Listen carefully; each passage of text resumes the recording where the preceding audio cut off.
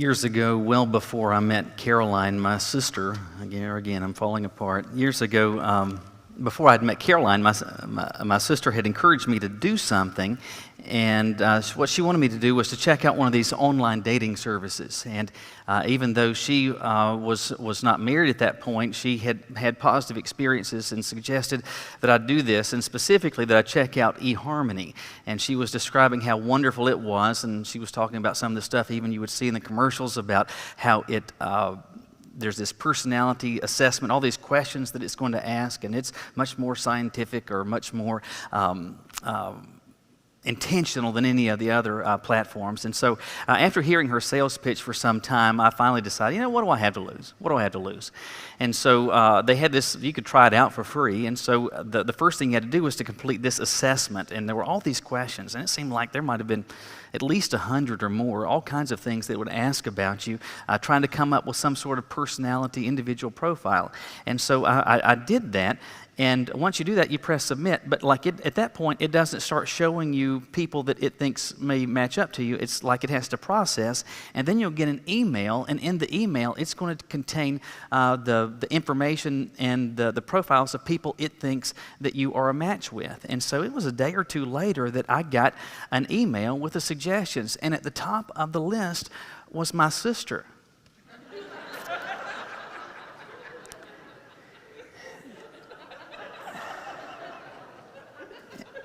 There are places, maybe even places in this country, where that would be okay. But I'm like, I thought this was eHarmony. I didn't realize it was Ancestry.com, and so I don't want to use that as a dating platform. Anyway, needless to say, I canceled immediately. I did not proceed any further, not simply because I didn't want to date my sister, but because of this fact. We're really different people. And I don't mean that in any negative sense at all, but my sister and I, we're very, very different. And the fact that it would say that we are most alike, I thought, well, this can't, we are so different. I can't believe that it's going to put us at like 98, 99%. I just don't believe that. But truth be told, I imagine every one of you in this room that has a sibling, you're likely to describe just how different you are from your siblings. And not in a bad way, but that you're just so different. We have 6 kids, and regularly Caroline and I will think about and even sometimes discuss, I just can't believe, do they come, are we their parents? They are so radically different. And that doesn't mean that there are no commonalities, but they are so amazingly different. Now, that being said, you would think that being born to the same parents and living in the same household and having so many shared experiences that are in common, you would think that type of experience would generate harmony. Well, too many times it just doesn't. It just doesn't. But let me ask you this. Does it have to be that way? And I don't mean, and just referring to just kids, young children fussing and feuding with each other, but especially as we age and mature, is it such, and is it truly the case that it just must be that we're so different that we're just going to experience strife and contention? I don't believe it has to be that way, and certainly among those that are followers of Jesus and families where Jesus has intersected the lives of individuals and drawn them into a relationship with Him. The simple reality is I think those families ought to operate differently, and those ought to be families where instead of strife, harmony might be able to be promoted.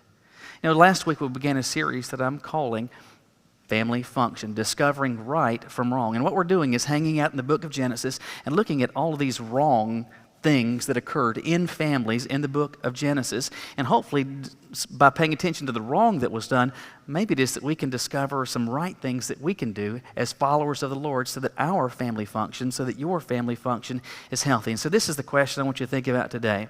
In terms of our family relationships, what is it that we need? What is it I need to know to, instead of strife, but what is it I need to know to promote harmony in my family? What is it you need to know as a follower of Christ to promote harmony in your family? Look with me in your Bibles today to Genesis chapter 4.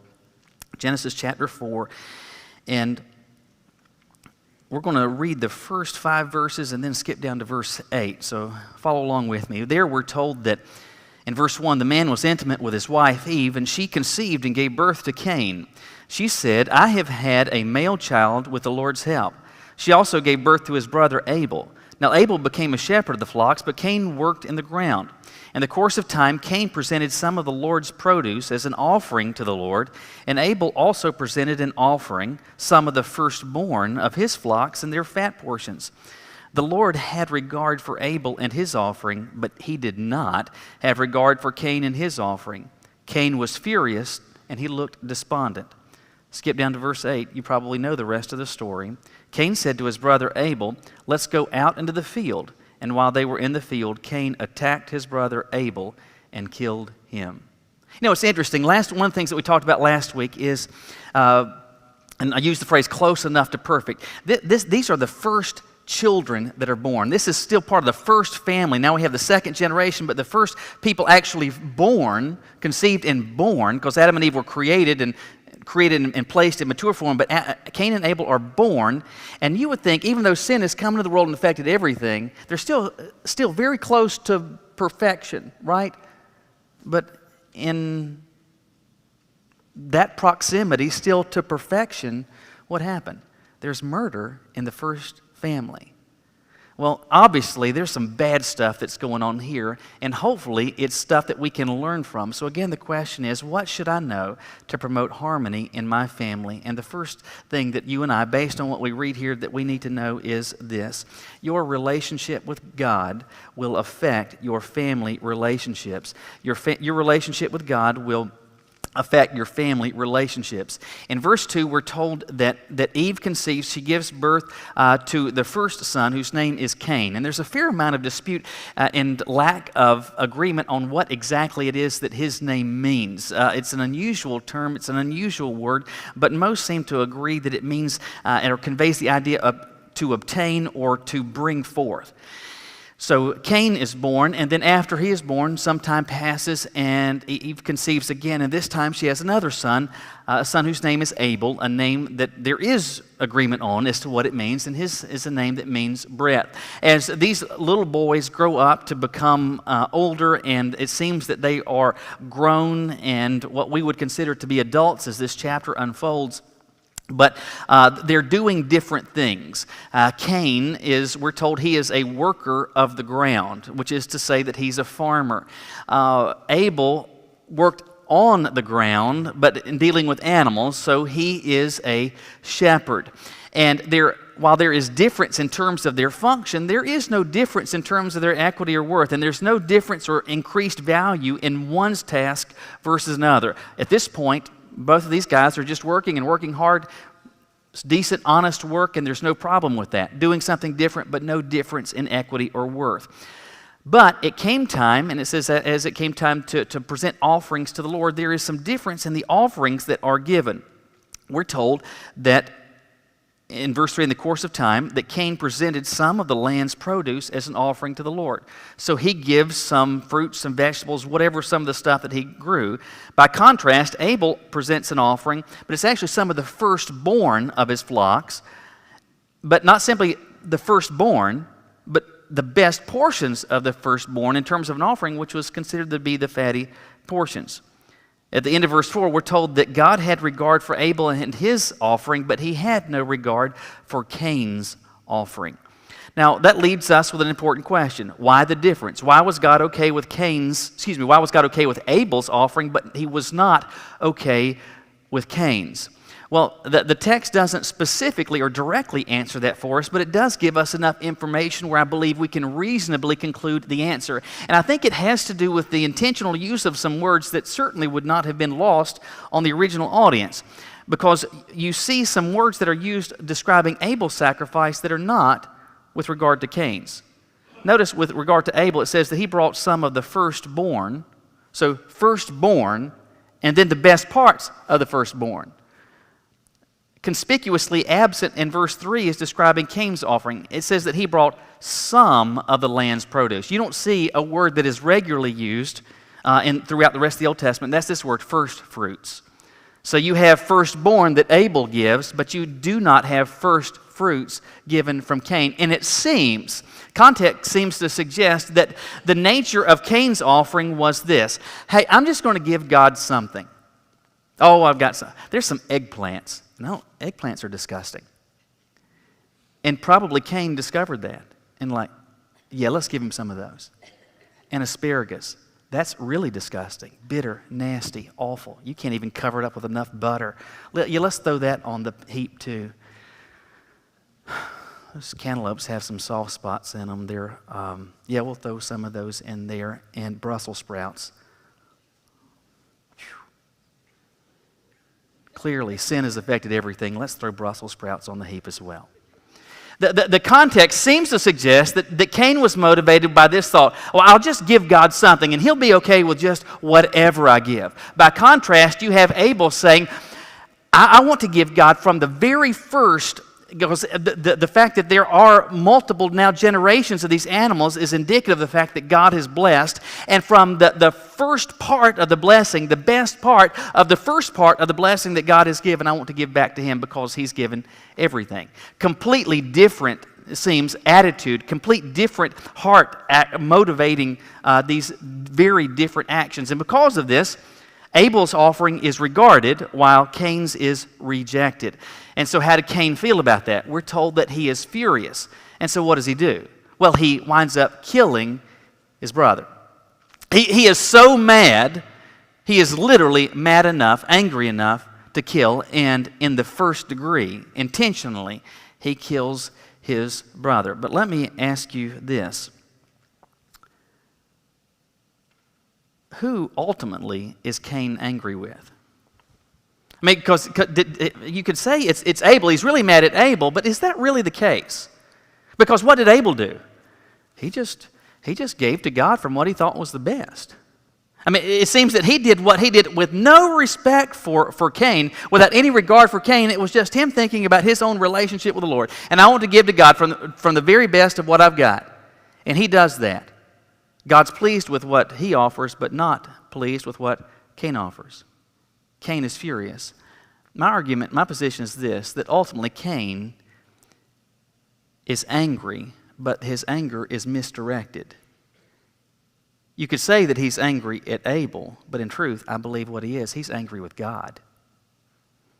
His real beef is with God because God said, I have no regard for this. God said, I will not accept this. God said, I am rejecting this. In the end, Cain's problem was with God, and his out-of-bounds relationship, his unhealthy relationship with God, what happened? It was out of that this despicable action was produced against his brother. What does that say to us? I believe it says this: your relationship with God will affect your family relationships. How is that, and why is that the case? When I got my first house, it had a garage, but pretty quickly I decided there's some stuff I don't really want in the garage. I really don't want the lawnmower and the gas in the house, or in the garage, because that's still part of the structure, and it's really not best to have gasoline in your house, right? So I decided what I would like to find is a shed, and so I don't need much of one. And Rubbermaid, I don't know if they still do, but they made this little 7x7 plastic shed. And for a wheelbarrow and a push mower and trimmer and some shovels and rakes, the 7x7 is perfectly fine. And everything is made out of plastic so that termites won't eat it, it won't rot, won't rust. It'll be fine. It won't be like one of those little thin metal buildings that just rust and squeak when you try to open the door. It came with a floor, had 4 walls, 2 opening doors, had a roof, everything. Described how it was simple to even put together. So my friend Alan helped me to go pick this thing up, and on a Saturday morning we go to put this thing together. And I decided in the backyard there was an area that I had cleared off that I'd made natural area, and there's just kind of mulch on the ground, and I want to put it in there. That's a good spot. It won't be actually on the grass, and it'll be in this area where there's nothing growing anyway. So I started, and I realized I need to smooth out some area, and I start raking, and I'm pulling back some of the mulch, and like there's these little stumps of stuff that I have cleared out already, some little small, some bigger, of trees of varying size that I've cut down. And so I've got these places that are kind of sticking up, and so I'm trying to adjust the mulch as best I can. And finally, after about 30 minutes, I decided, well, that's good enough. So we start getting these plastic pieces together, and the first thing that you need to do is to put down the floor. We put down the floor, and you start, and each wall is made up of, as I recall, 2 large pieces. You bring those together. We get the first wall. He's holding that up. I go grab the second wall, put it together, and we get that. By the time we get to the third wall, I'm beginning to discover we're having some issues. Stuff isn't lining up correctly. And it has nothing to do with what Rubbermaid did. It had everything to do, though, with what I did with the ground. And so I was like, just push it harder. So finally, we in the end, we got this thing together. Even got doors on it. But I'm telling you, so one door was like this height, and the other one was kind of about like this. And I mean, it was, every time you would open it, it was just an act of Congress to get it closed. And forever had some issues with this. Why? Because I had problems where? At ground level, at the foundation. Well, why did that affect the doors? Because everything is resting on that. Everything is affected by it. That which is at the bottom, everything that's on top of it is affected by it. That's what you and I need to understand about our relationship with the Lord. It is foundational, and everything is on top of it, including your family relationships. And I think very easily individuals and families can get into traps where they say, well, I've got marital problems, so I've got difficulty with my kids, I've got difficulty with in-laws, I've got difficulty with my children, I've got all these difficulties, and think to ourselves, what I need to do is to focus on those relationships. And I'm not suggesting that you need not evaluate and consider doing some things differently, but if you're a follower of Christ, let me just say very simply, if you want to improve the relationships between those in your family, you focus first of all on your relationship with the Lord. I promise you, if you do that, everything will be positively affected by it. Why? Because your relationship with the Lord is foundational, and everything is affected by it. Because you strengthen your relationship with the Lord, there will be some things that you won't say that otherwise you would have. You strengthen your relationship with the Lord, there are some responses that you won't give that otherwise you would have. There will be some ways that you will not respond. There will be some things that you will do that you won't do. I'm telling you, it will change everything. Why? Because your relationship with God will affect your family relationships. But there's something else that you see going on in this passage, which is this: nothing is ever truly secret. Nothing is ever truly secret. If you go down to verse 8, Cain said to his brother, let's go out to the field. And while they were there, Cain attacks his brother and kills him. So we don't know exactly how this unfolded. Maybe he said, hey Abel, let's go down to the lower 40. I want you to see what I've been doing down there. And once they get down there, he kills him. Now, there's no such thing as a gun at this point. So it's likely he used a rock, a stick, something, or maybe even with his bare hands. All I want you to understand, it was deeply personal. In terms of personal violence, just absolutely at the top of the scale. And he kills him and buries him out there. But where did this occur? It occurred out in the field. Why did it occur out in the field? Because no one else was out in the field. Mama won't see this. Daddy won't see this. And if no one else knows about it, then I can act and I can do whatever I want without adverse consequences. Because if what I do is not known, well, then I can act how I want. But in truth, I believe that's accurate for all of us, isn't it? That if we know that someone is watching or looking or is aware of what we are doing, it affects what we do or don't do. Let me give an example. I feel certain that you have been in a store at some point, and over the intercom you heard something like this: security scan and record sections 8, 7, and 2. Security scan and record sections 8, 7, and 2. Now, what are they doing? Well, it's pretty clear to me, and I don't know, I've never worked for retail where something like that was going on, but what I believe is going on is that there was somebody that they noticed that may be in the process of shoplifting. So they want to say that to put that shoplifter on notice. We're watching. We're watching. Well, I'm not shoplifting, and so I know that doesn't have anything to do with me. But do you know what I start doing? I start acting very intentionally. So I'm I'm going to put this in the buggy. Big, wide open gestures. I don't reach in my pockets for anything. I don't do anything. Why? Because knowing that somebody could be sitting there looking at a bank of cameras, that affects me. Knowing that somebody is watching and may know what I'm doing, that affects how I operate. Now listen, Cain did not have the benefit of the perspective of us who have the instruction manual. We've got the rest of the story, and I don't believe that Cain understood this simple fact: God knows everything. There's nothing about which he is ignorant. There is no action that I can commit that escapes his sight, that escapes his oversight, that escapes his knowledge. He knows everything. Even if everyone else around me is completely in the dark, he knows everything because he is watching and he sees everything. And so I believe he thought, I can act, because he thought no one knows about this, I can act with impunity. And what does impunity mean? It means that you're acting without consequence, that you can act without the fear of consequence. I think Cain thought, I can do whatever I want. No one knows. No one will ever figure this out. And since no one knows, I can do what I want. What he came to discover is this: nothing is ever truly secret. What does that have to do with me and you and your family?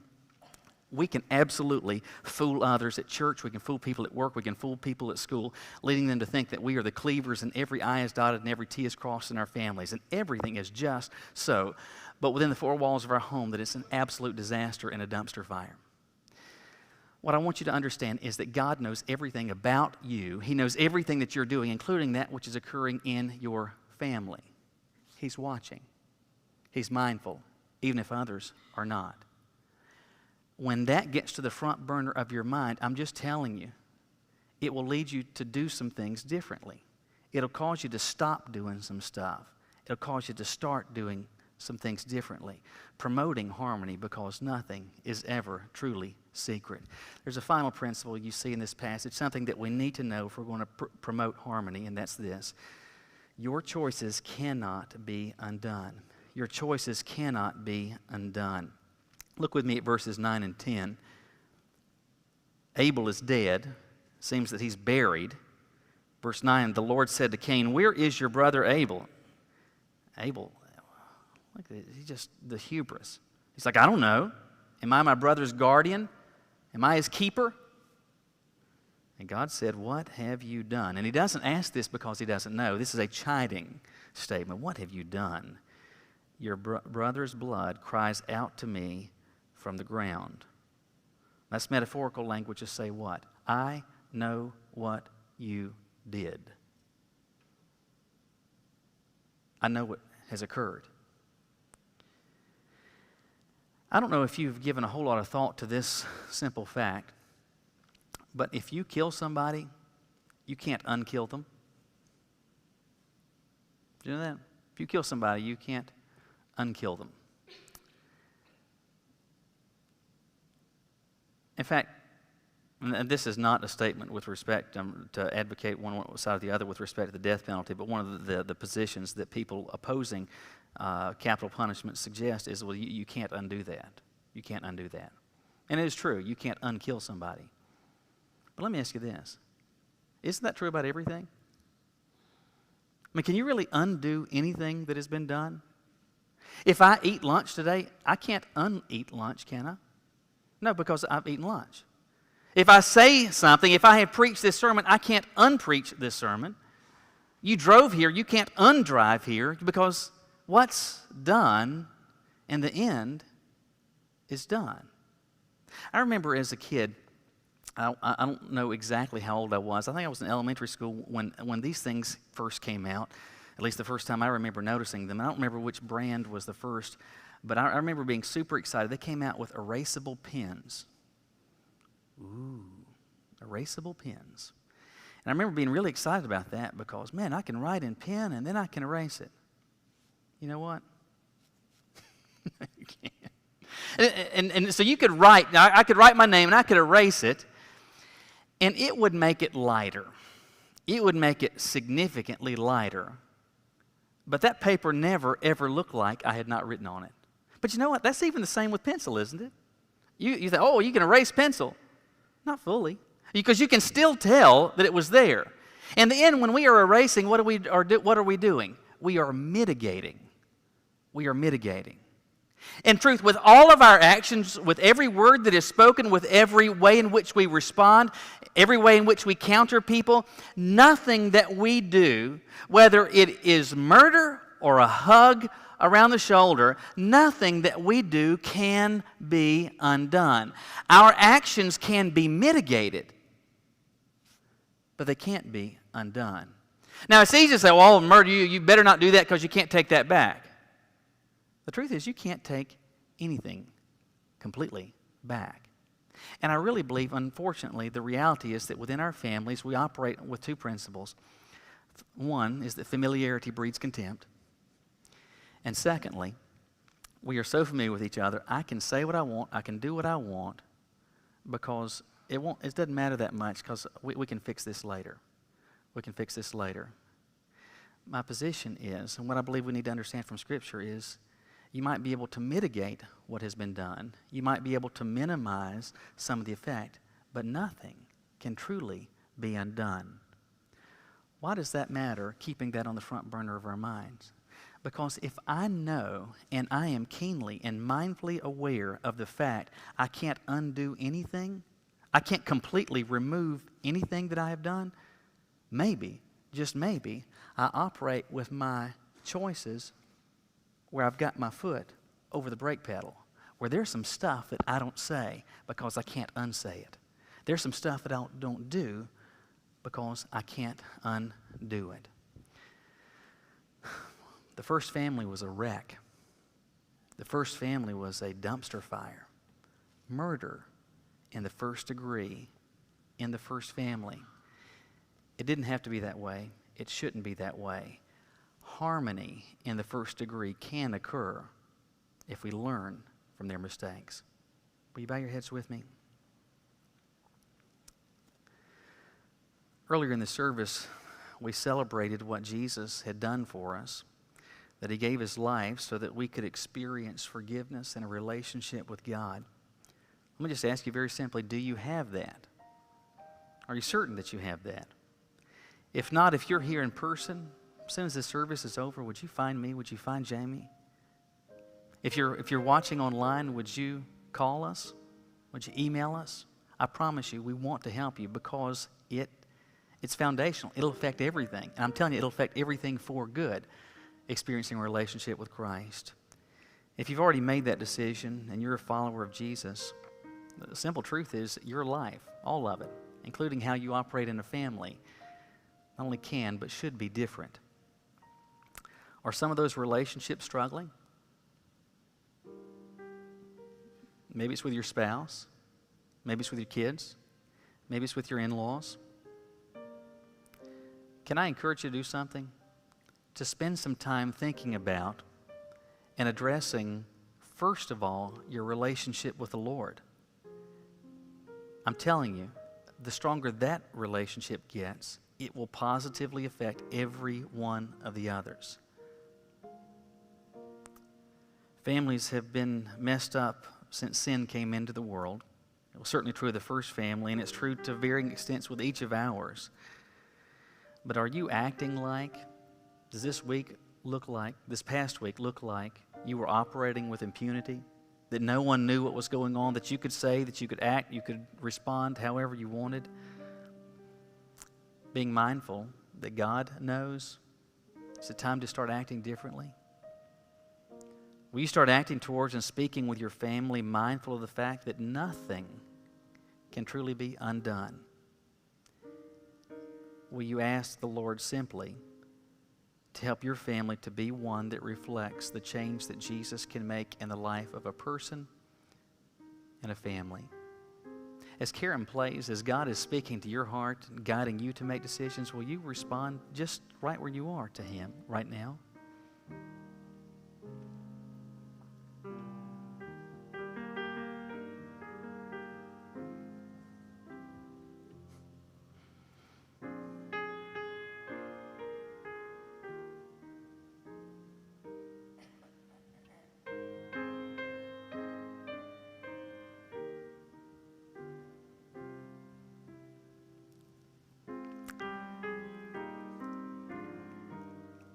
Lord, as a church, we have a vision statement that says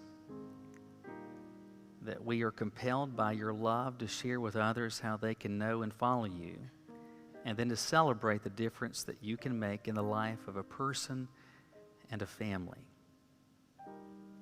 Our families need to be, should be, and must be those as followers of yours that reflect that we know you. Knowing things and acting on that knowledge, however, are two very different experiences. I pray, God, that you have spoken to our hearts in such a way that we are not merely hearers of the word and acknowledgers of truth, but we become those, even at the family level, who practice it, demonstrating to broken families everywhere what you can do in a family. Lord, for those that you are, even at this point, still inviting to begin a relationship with you, I pray, God, that they might experience that and ultimately to be able to be brought into your family. Thank you for your word. Thank you for speaking to us. We say this in Christ's name. Amen. Thank you so much for being here today. And those of you who are watching, let me say thank you for letting us into your home today. Whether you're here in person or you're online, if you would like some information about Gate City, who it is that we are, what it is that we're about, please reach out to us. And if you're here today, we've got some information that we can give to you. If you're watching online, visit our website, call us. We would love to be able to help you in any way that we possibly can. We're not a perfect group of people, but we're a place where God sincerely is at work, and I'm grateful to be a part of it. And I hope that you will, if you haven't already, that you become intentional in thanking the Lord for what He did in making possible these backyard kids clubs, where intentionally we were seeking to engage people where they are in our neighborhoods. And now pray in terms of the follow-up that we're able to build some bridges with these families, both for the Lord and for our church family. Let me just, last announcement, just encourage you, if your communion cups, if you would take those with you, because they are now Corona cups, and if you would take those, there are trash cans at the exits as you leave.